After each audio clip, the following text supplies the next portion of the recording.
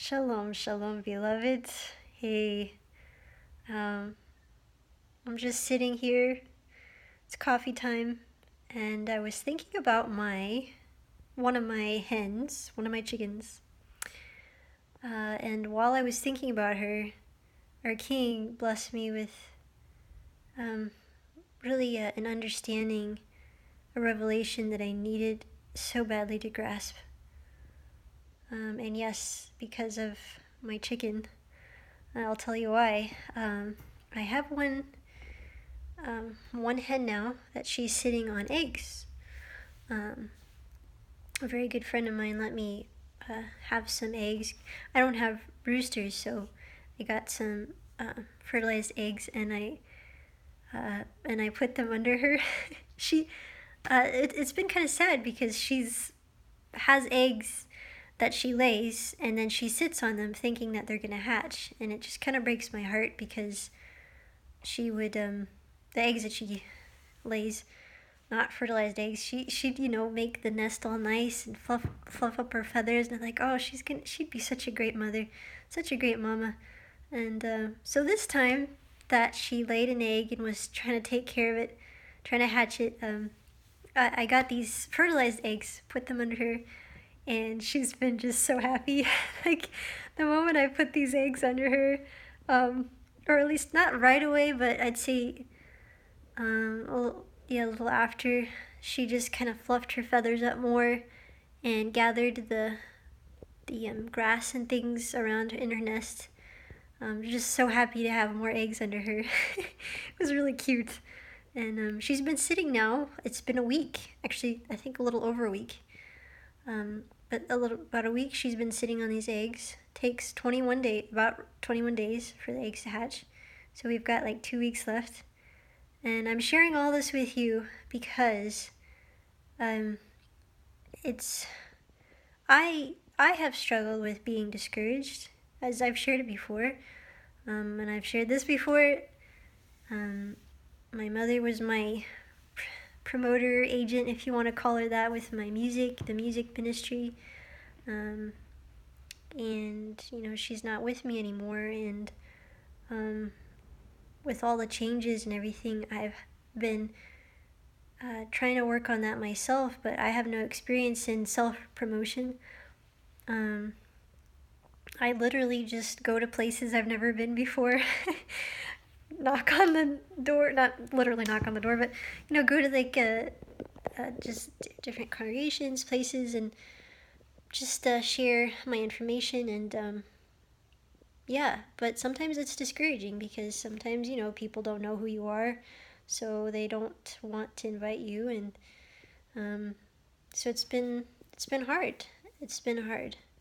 But it's been so good for me. And I just had that revelation, and it's encouraging me to work harder now, because of my chicken, and how this is connected is because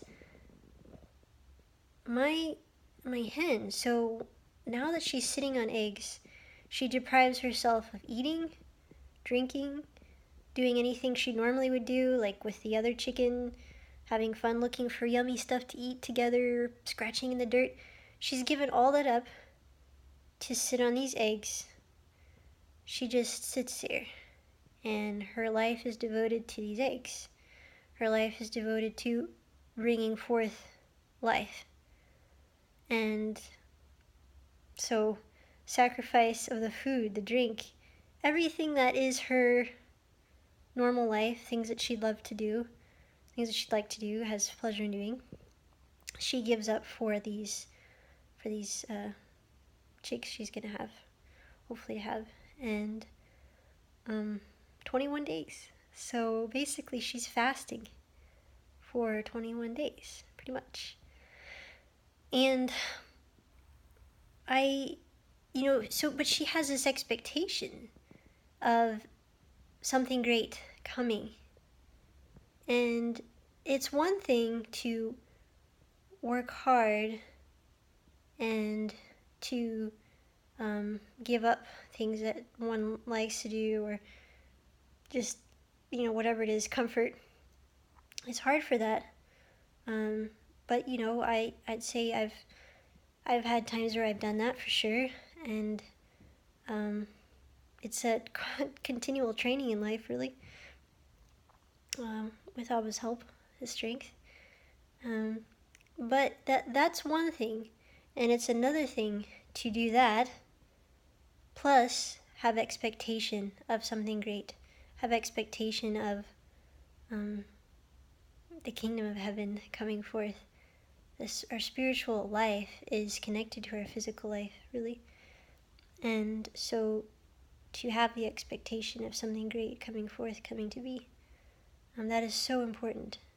So in the times when I've been discouraged, and in these times when I've been discouraged, our King keeps encouraging me, and people have blessed me so much, and I thank you, those of you who have supported me, both in prayer and financially. I can't thank you enough. I can't thank our King enough, because I know He's put you in my path. And so, with this chicken, I'm watching her and realizing that that is how we are supposed to be. We are supposed to be not only giving up our desires for the kingdom of heaven, our comfort, but we are also supposed to be having expectation of our King doing something great. It's really sad, but honestly, it seems like it's about 92% of believers, and it sounds really bad, but with believers I've met, struggle with trusting God. And you'll hear this all the time, it's in God's hands, it's in His hands.